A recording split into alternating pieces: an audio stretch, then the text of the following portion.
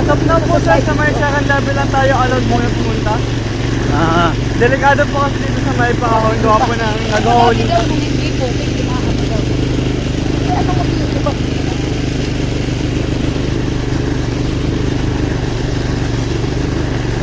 Ay, dyan sa may taas yan sir, matatanaw nyo na po dyan yung Laguna Lake. Laguna Lake. May na-overlooking na po yan.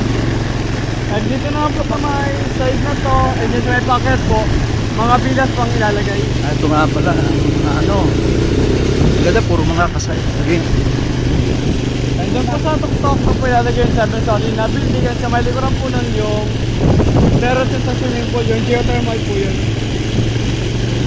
At doon may- po, ano siya, yung parking, restaurant, office ng AF, and dito po sa may side na to, playground po yun.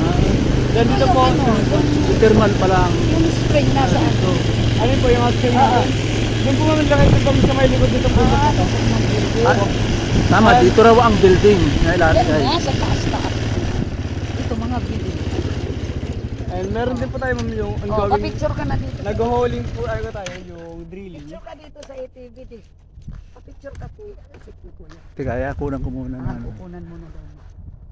Dahil ano ko to. Yung tinatawag mga drilling, kung baga po, inuukay yung lupa. Then, once na ano nyo po yung... Ito yung ano. Maganda ito dahil geothermal pa lang ilalagay dito. Ano po, sa may likuran po ng ano na... Dito sa likod na. Hot spring. Ano po, yung combination po siya ng... Dito sa taas na ito, dito ilalagay yung Eh, hotel building malaki.